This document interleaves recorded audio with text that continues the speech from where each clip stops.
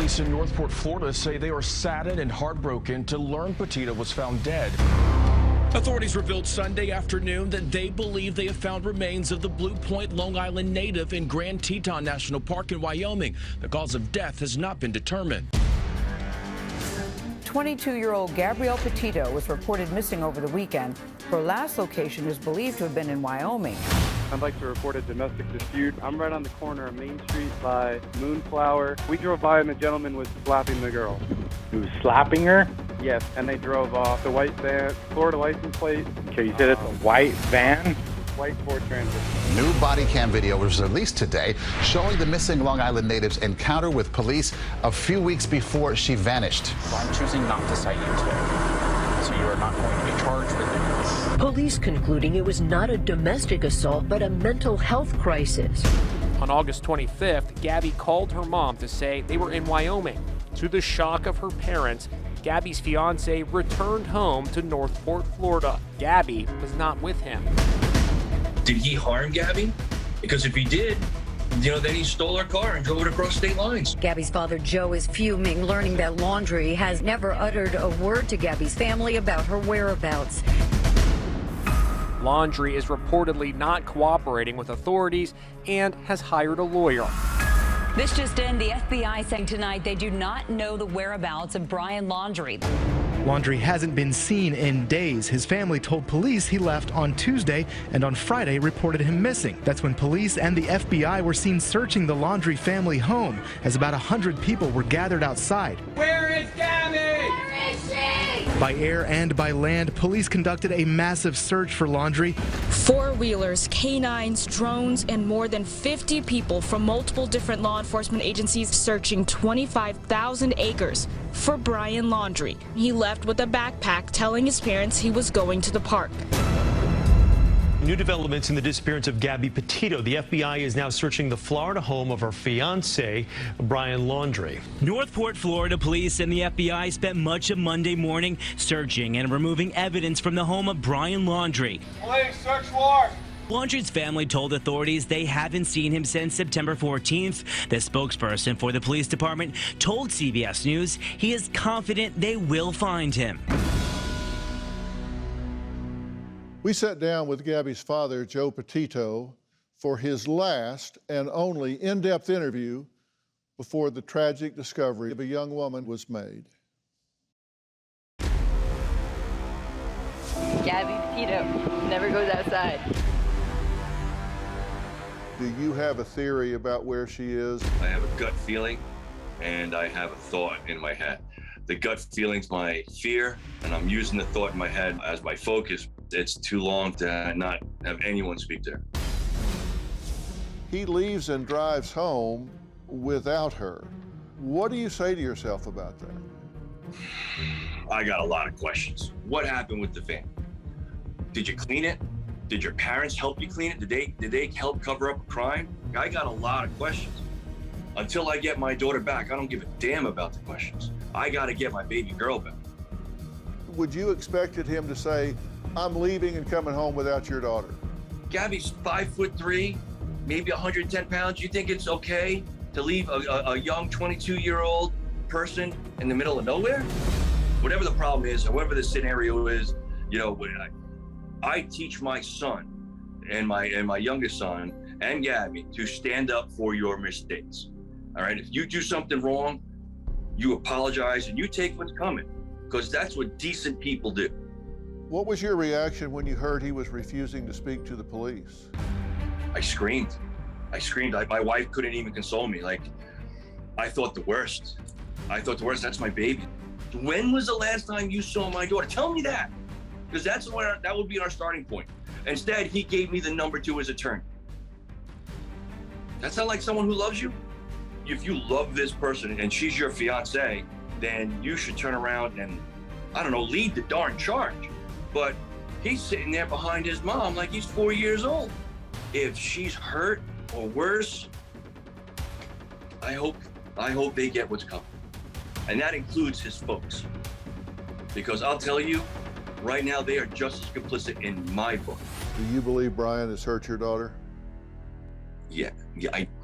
In my gut, I believe something bad happened.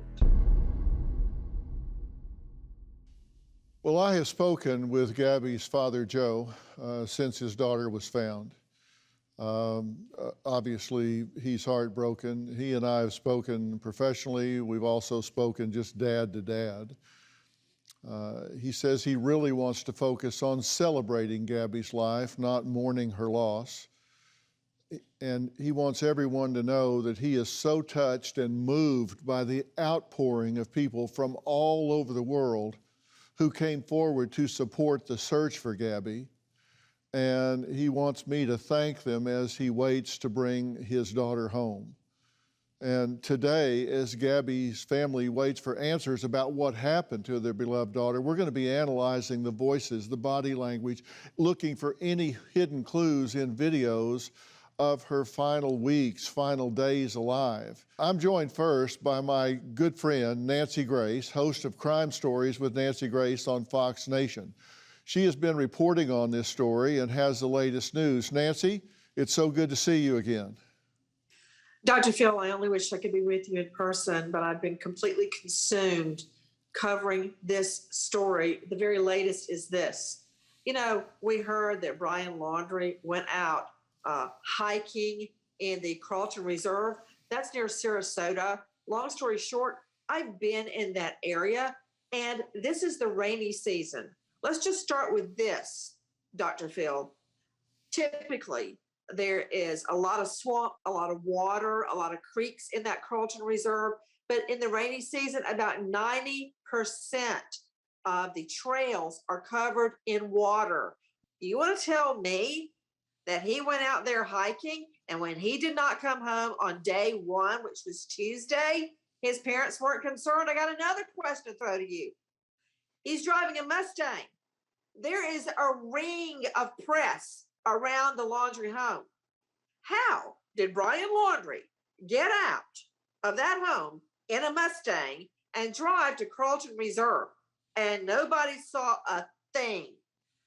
The search for him in Carlton Reserve has been called off. And in the last hours, FBI has sworn the Laundrie home. One of the FBI said, get back, this is a crime scene. The parents were bundled out into a waiting, fed van, and about 15 FBI swarmed the home, bringing out evidence. Got another curveball, Dr. Phil, before I lose my thought.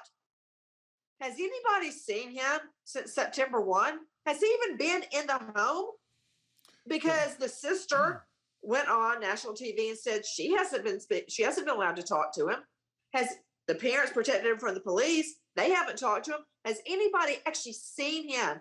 Or has he been on the run after whatever happened with Gabby since September 1? It boggles my mind that knowing that she's missing, knowing that Nicole Schmidt reported her missing, and he comes home supposedly in her van, not his van, her van, that they're not watching that house, and if he was there, he's able to just walk out the door and disappear. The prime suspect in a missing person, the individual that last saw her, as far as anybody knows, and just walks off and nobody's paying any attention to it. I know that's a small police department down there, but come on. Somebody needs to be watching where this kid's going. It's not just the Northport police who are doing a valiant job, and everybody's complaining, why wasn't he already arrested? Yeah, sure, right. Why wasn't he already dragged in for questioning? That's a great question to look at later, but right now, I want to focus on finding him. It's very difficult for me to believe he left that home in a Mustang, go to a reserve with nothing but a backpack, and his parents wait till Friday to call police. Now, one more thing. They had tracker dogs out there, Dr. Phil. They would have smelled his scent around that car. Remember in the Lacey Peterson case? One of the dogs followed the car all the way to San Francisco Bay, we were told. So they would have smelled his scent around where the Mustang had been parked. But we never heard anything about a hit. Was he ever even in the Mustang? No, I'd be willing to bet money, if I were a betting woman, which I'm not, that the parents have helped him abscond. On behalf of the FBI personnel and our partners, I would like to extend sincere and heartfelt condolences to Gabby's family, Joe and Tara Petito, and Jim and Nicole Schmidt. As every parent can imagine, this is an incredibly difficult time for the family and friends. Our thoughts and prayers are with them. We ask that you all respect the privacy as they mourn the loss of their daughter. Well, 22-year-old van life vlogger Gabby Petito was last seen on August 24th, and her body was discovered on Sunday afternoon at Bridger-Teton National Forest. Now, after returning from their cross-country van trip without Gabby, her fiancé and high school sweetheart, Brian Laundrie, refused to speak to both her family and the police. It does not mean he's guilty. We can't say that. We haven't talked to him. He hasn't been questioned. He hasn't been charged. So we need to say that. I'm back with Nancy Grace, who joins us virtually, as well as former law enforcement officer and FBI defense tactic instructor, Steve Corden. Good to see you. Thank you, sir. Good to see you. Thank you for being here. Why are they not watching him, and what's going on right now? Given the scope of the case, when I heard that he had absconded, I was very surprised that he wasn't being watched. He's not a criminal. He hasn't been charged with anything. He's exercised his constitutional right not to speak to law enforcement. So they didn't necessarily have an obligation, but they should have had an obligation to keep an eye on him, have eyes on him, because he shouldn't have been able to leave that house. Nancy, it doesn't make sense that these parents wouldn't have enough conscience to pick up the phone and call her parents and say, we need to talk. It wouldn't make sense if Gabby had still been alive and they knew it. It would not make sense if they were not trying to cover up something. Best case scenario, Dr. Phil, in my mind, best case scenario is that Brian Laundrie left her there and took off. Now, do I believe that's what happened? No, that is not what I believe happened. I think that the discovery of the body launched an entire scenario where now the home has been treated as a crime scene and they're trying to figure out, where's Brian Laundrie? I believe he came home and divulged to his parents what happened to Gabby. And that is why they couldn't call her family. What were they going to say? Lie? What could they say? They couldn't say anything or it would hurt their son. That's my speculation about what happened. And another thing I found out, at first we heard rumors that she had been buried, which indicates to me she was killed. Now I've gotten information that drones were flying overhead and they spotted what they thought was Gabby's remains in a grove of trees. So she wasn't buried. That's the latest we're getting. She didn't fall off a cliff by accident. She didn't die of natural causes, we don't think, but she was under the cover of trees. Now, that weighs in because it helps us figure out what happened to Gabby. But that's why they didn't call the parents, because there was no good news. Well, Steve, do you think this was intentional, or do you think it was an accident? We won't know until we find out what the autopsy reveals, but I believe that this was intentional. Why? Because they spent such a lengthy period of time together in very, very close and confined quarters. People, no matter how good of a relationship they have, that doesn't work out so well, even amongst people that know themselves real good. It appears that she was maybe agitated him, and in the videos that I've seen, he actually kind of remained calm. I believe if in fact there was something that happened to her, that it was a rage move. When a man wants to control a woman, he's gonna hit her or he's gonna choke her. And a rage move would be to choke someone. What? Yeah. Or lock her out of the car. Hello, what a power play. Everybody think back, August 12th, Moab. Remember Moonflower Co-op? Remember that? She was manic. I looked at her, she didn't look manic to me. She was upset because she got locked out of her car with all of her stuff in there. Power play on his part. She was trying to crawl in the window. I don't know that she did anything to get him upset. If I were her, I'd be upset. Why is this her fault? Well, he was all calm and smiling and chatting up the cops. She's crying. Can't quit crying. If she's hurt, or worse, I hope they get what's coming. And that includes his folks. Because I'll tell you, right now they are just as complicit in my book. I'm sorry, I understand protecting your kid and all that other stuff, but right now, in my opinion, you're a coward. 19 days pass from when Gabby Petito was reported missing to when investigators discovered her body. That entire time, her fiancé, Brian Laundrie, refused to speak to her parents or law enforcement about what may have happened to her. Now, that doesn't mean he did anything wrong, but it does stand to reason that he had information no one else had.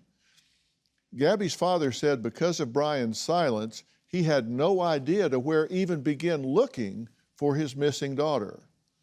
Watch this, and then I'm going to have criminal defense attorney Mark Eiglarsh, who also joins us now, weigh in. We called Brian, we called the mom, we called the dad, we called the sister, we called every number we could find. And we got no phone calls were picked up, no text messages were returned. So mom, dad, sister, Brian, nobody took your calls? No one. I just print out a map, draw a circle, and fill it into an airplane and throw it in the front yard. I don't care. You don't have to say a thing. Just tell me where to start. We'll start. Well, criminal defense attorney Mark Eiglarsh joins us now. And look, it's real easy to jump to conclusions because his behavior's not helping him. No. Well, his behavior is not helping us, yes, but it's helping him. His behavior is selfish, it's self-centered, and it's designed exclusively to protect him. He's doing what our Constitution allows him to do. And with I see her rolling her eyes, but with utmost respect and love for my dear friend Nancy Grace, I do want to challenge her with one thing. She made it seem that law enforcement were not doing their job by grabbing him when they did see him and bringing him into a station. Nancy, let me finish for the first time ever. The truth of the matter is, the reason why law enforcement did not do that, which we all would have liked, the court of public opinion would have liked that, they didn't do it because we don't live in a third world country. They weren't allowed to do it.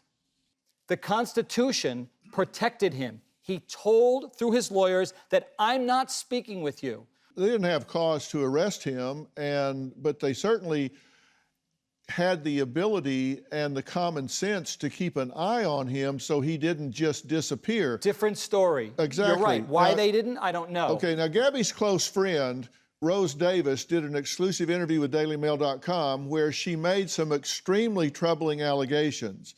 She claimed Brian had a history of being jealous and controlling. Let's hear what she said.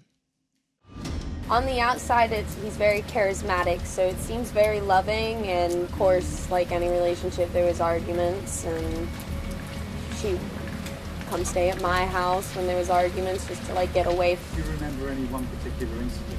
Yeah, well, we were supposed to go line dancing, and her drive is about 30 minutes to me, and halfway there, she realized her ID was missing. And so it caused a really big argument because Brian just didn't want her to go out. And it was a jealousy issue. And it caused a huge argument between them. And she came over and cried. I do believe that their relationship, as they kept going on, was getting a little, problematic. I mean, just seemed like there was more and more arguments, and everything she did, I feel like, he thought was wrong. And even as she said in the body cam, he didn't even support her with her blog.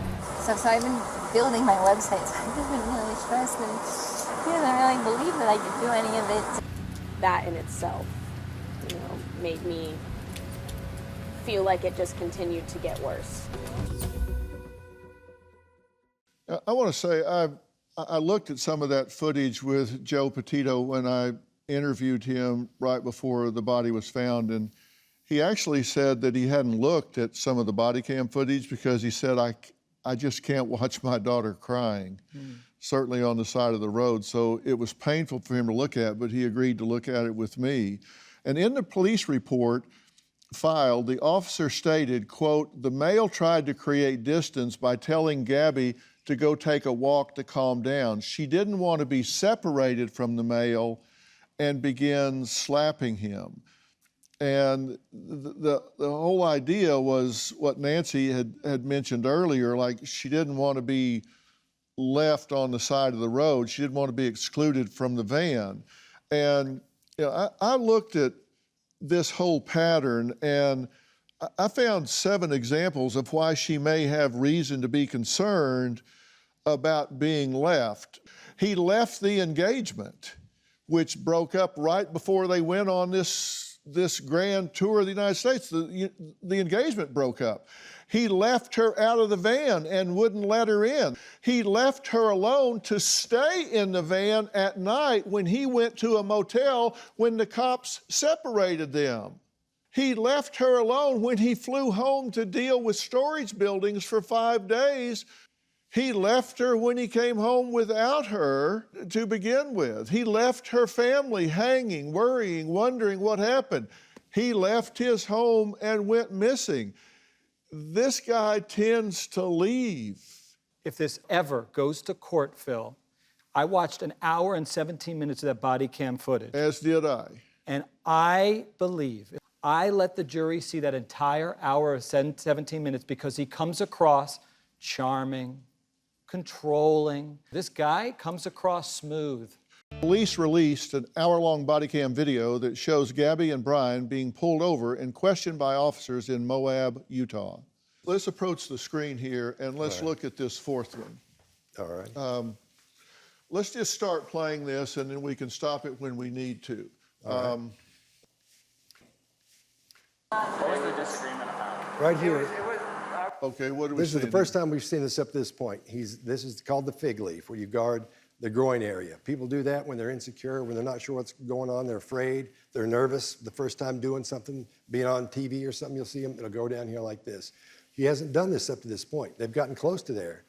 And at the same time, we see what we call adapters. He's wringing his hands. Now, when you wring your hands like that, it's one thing, earlier he was just touching his hands. Now he's starting to wring them. When you do this, it's called an adapter. It's a pacifying behavior. So he's getting rid of that built-up stress or tension from the situation. Okay, now he's separated from her right now. Right. She's back in the car Right. where they've put her. And, you know, I noticed early when they were talking to him, I never heard him say, look, guys, this was no big deal. Come on, we were just kind of fussing for a minute. We're fine. Mm-hmm. We're good. I have no problem. He never says, look, we're good. We're fine. Right. He lets this roll on because they're ramping up on her. Mm-hmm. That bothered me. Did that bother you, that he wasn't coming to her defense? Yes, it's perception management. He's trying to make the whole thing seem not as, when he talks about her pushing him, she talks about him, she hit him with the phone, but he says the phone got him. He doesn't say she hit me at any time. He talks about how he shoved her. He's separating himself from this, no telling what he thought may happen if they both got in trouble, because if he says, she's hitting me, this is bad, not any good, then you've got a problem there. They're gonna haul her off at that point. Well, he's sure not coming to her defense, but let's see what... It was just, I'm dirty and I can't change. This is him. I got dirty teeth. I got sand on my This is him wringing his hands here. Oh, yes, sir. Yes, sir. He's holding down near the groin. And these illustrators we saw up here earlier that was so big are now down here and they're really tight. And his elbows are against his chest. These are the things that let you know, they indicate that he's not just under stress, he's afraid at this point. See, his elbows are close like this, more of this, those short little shoulder pops. All this tells you he's being guarded. He's talking about the problems they had at this point. The problems she had with him, he was dirty. He was bringing sand into the van, those types of things. And as he talks about the things she doesn't like and the problems with their relationship, that's when things start close. That's when he starts closing down. We see completely different body language here.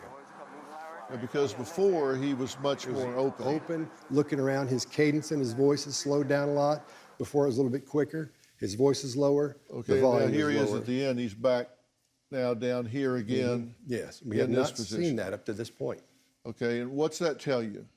That he's afraid of what's going to happen. He's trying to guard what he's talking about. He's talking about their anger. He's controlling his anger at this point. These are all little cues and tells that let you know he's controlling things, not just what he thinks she might be, but he's controlling his anger. He's controlling himself. And that's what we see when he's doing this, his arms close, because he's afraid he's going to go a little bit further and start talking. Okay, and we saw that, when you go back, we saw that right here, and then we saw it back here. Yes.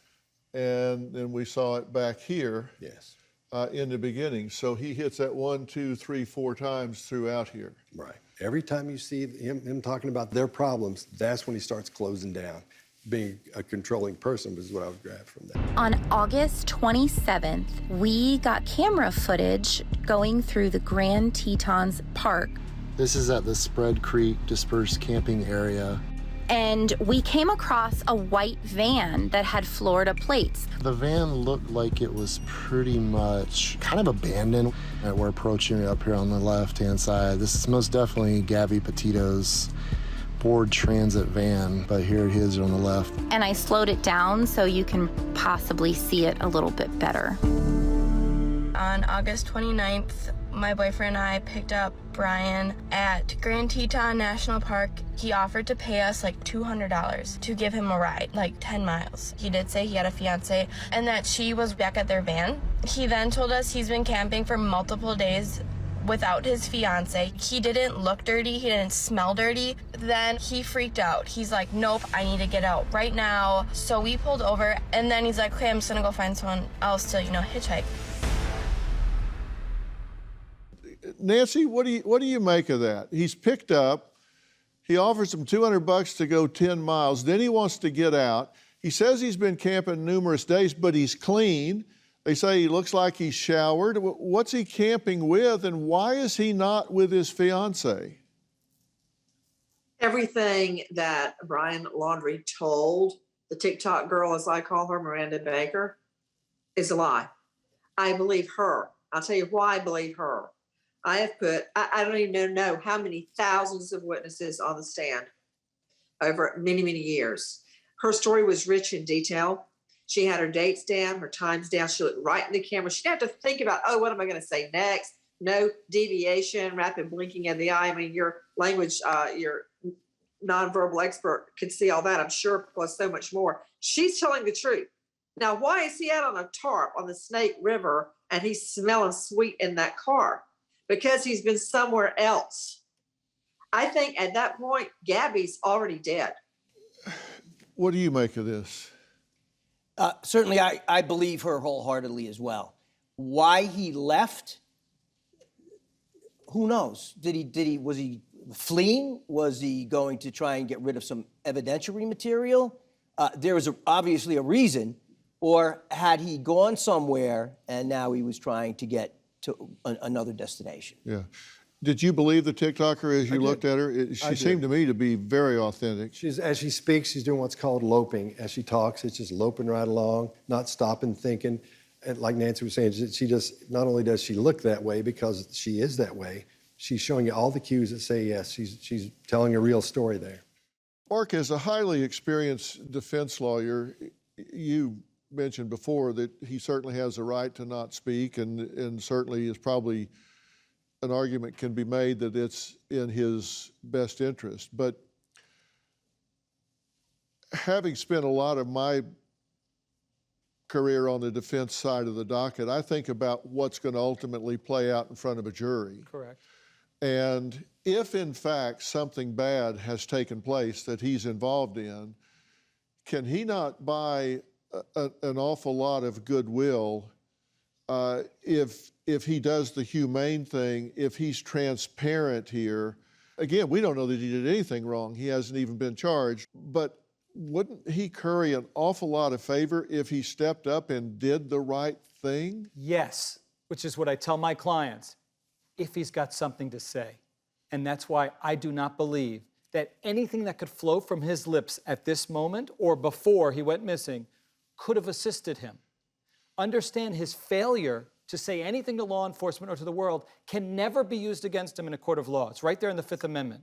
So there's no downside in saying nothing. And his lawyers, again, assuming they're doing their job, will say, keep quiet, the fish who kept his mouth shut never got caught.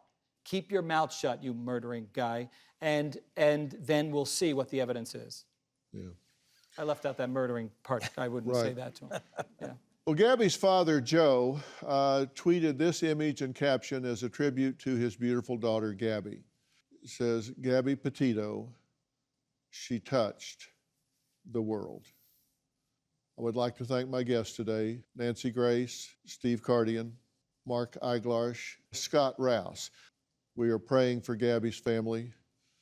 Please know that we are continuing to work and support them every step of the way. For more information about today's episode, log on to drphil.com. The disappearance and death of Gabby Petito. I've gotten information that they spotted Gabby's remains in a grove of trees. He came home in her car without her, and nobody's watching him? He shouldn't have been able to leave that house. New Dr. Phil. Check your local listings.